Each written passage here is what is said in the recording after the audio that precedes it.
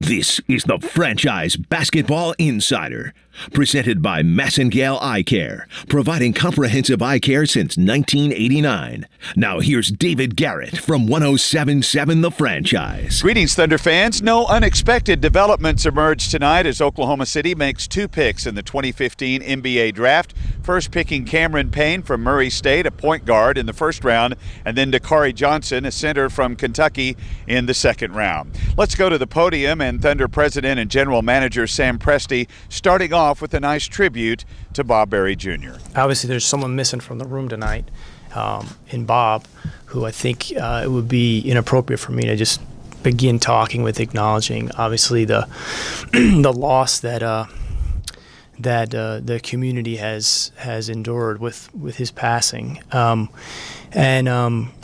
Just one thing I thought I wanted to touch on in regards to that before we get started talking about tonight. When I got the news of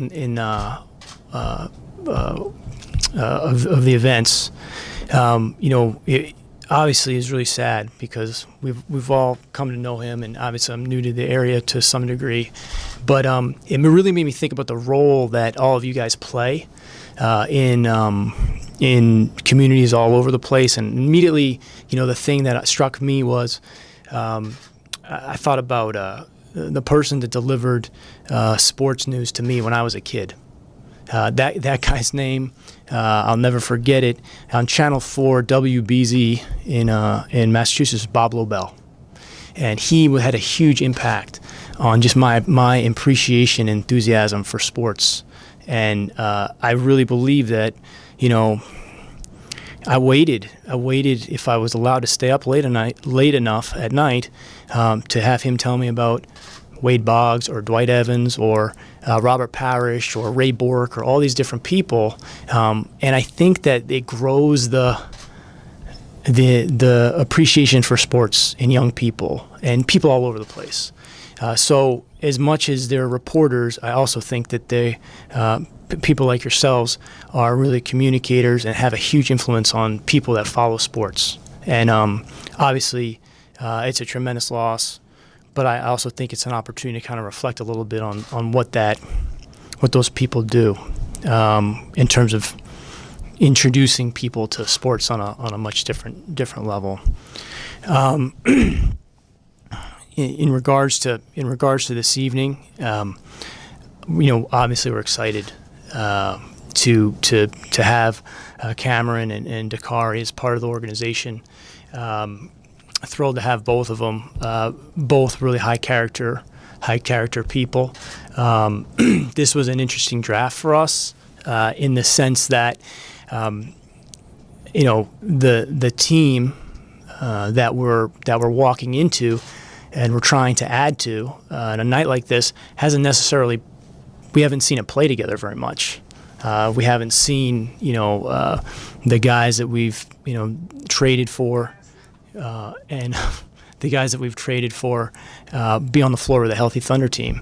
So it's kind of an interesting dynamic. But we really felt like Cameron was someone that fit, regardless as to the team that we're all waiting to see play. Excuse me. So with that, I'd open up for any questions. Can you update us on the finger injury Cameron has, and is there any shot he plays in Summer League?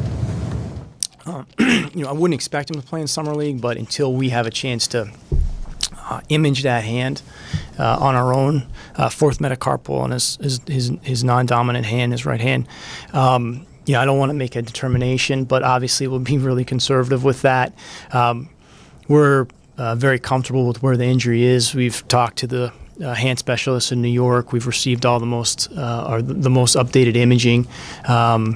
So it's a short-term situation is the way I would term it. But I don't want to elaborate more until we've had a chance to see it ourselves. What was it about Cameron's game that stood out to you that made you just want to be able to select him in the first round? Well, I think, he's really got a good feel for what's taking place on the floor, good instincts, passes the ball well. He's a pretty efficient shooter from just about, all areas of the floor.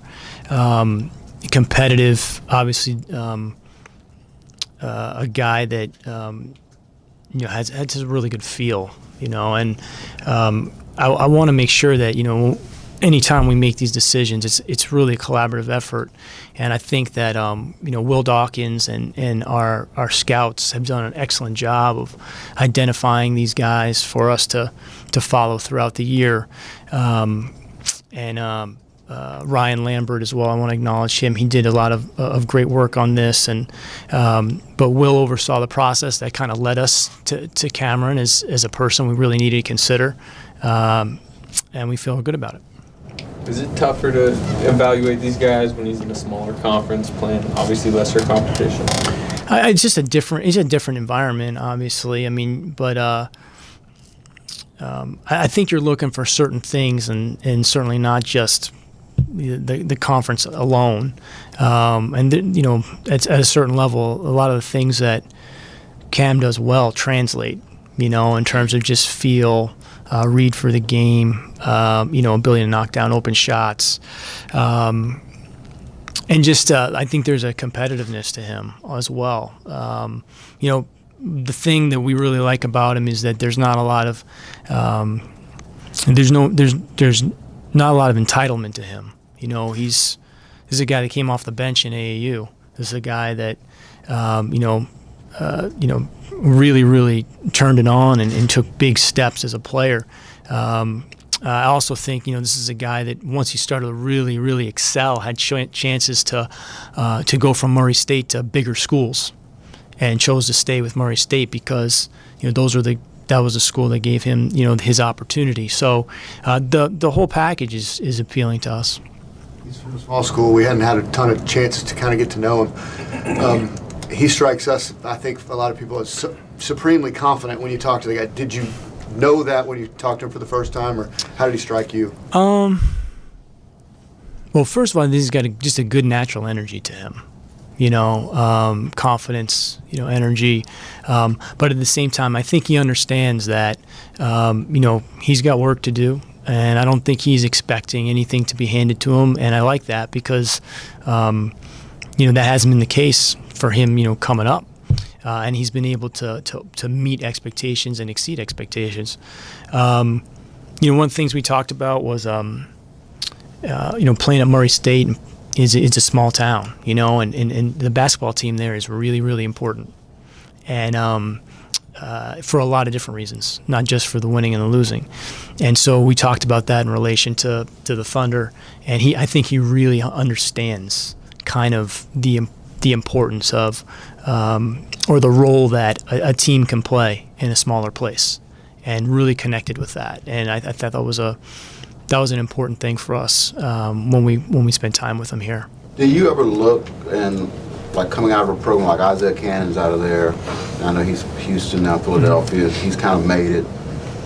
Does that play a role how another guy out of a small conference is done, or a small school is done, or is it just simply on with pain? You mean the program specifically? Yeah, program, yeah. I mean, I think to a degree, I think certainly that there's the programs. That's one piece of information you could use. But I think he's been really well coached. Steve Prom has done an excellent job with him. And I think that, his understanding of the game and just, his grasp on things, not just his position, but like this, one of the things that we kept coming back to us was like, he knows where everyone on the floor is supposed to be, and has got a great, knack for things. But I think, being well coached, I think he comes from a very good family. He's got an appreciation for everything that has taken place for him. But I also think he's confident, which is important, because this is a different level of play. But I don't think I don't think it's just one thing like Murray State. I think it's all these different factors that we have to look at and try to weigh. Sam, you talked about kind of projecting himself in a Mike Conley sort of framework. He specifically mentioned Conley. Mm-hmm. Do you like that? It seems like Conley has a demeanor almost like a quarterback that sees the floor and controls the pace and the tempo. And sure. Is that Is that part of what attracts you to him as a person and a player? Well, I wouldn't necessarily compare him to anyone at this level right now. I think he's got to come in and make the adjustment that all young players have to make. But I do think that, again, like, you know, he's I think the word everyone would probably use with him is he's cerebral, he's crafty, he understands angles. They do some really good things with him, you know, off the ball, coming off some screening action where he makes really good decisions because he's able to anticipate the different, you know, looks that the defense is giving him based on how he's being defended. So, you know, I think efficient is probably the best way to, you know, he's got a good, you know, use of or economy of how he handles the ball and where the ball's going. Creates a lot of shots for his teammates. How helpful can it be for a young guy coming in to have a guy of the caliber of Russell that's work around him, show him the ropes? Well, I think Cameron's going to really benefit from having DJ and Russell. You know, I think both of those guys are, you know, pros. I think Cameron actually, in speaking with him, you know, liked the fact that he would be potentially coming to a place where, you know, there were guys here that could help him with that transition. That's not always the case. Sometimes, you know, they see, you know, veteran players as sometimes roadblocks versus opportunity. So I think that's a important thing that he's coming into to our type of organization, and he recognizes that. How much does it, I guess, hurt that he won't play in the summer league? Something you can get over if he say. Yeah, I mean, it would be really short-sighted for us if we were making a decision or being concerned with that. I mean, if he was healthy, it would be great. But if he's not, then it's not really a consideration. I think, you know, he'll be with the team. He'll spend time with the team. But I can't tell you, you know, that it's not going to be earth-shattering for us. All right, that's Thunder President and General Manager Sam Presti. We want to thank everyone for watching this rather lengthy edition of the new Thunder Basketball Insider presented by Massengale Eye Care.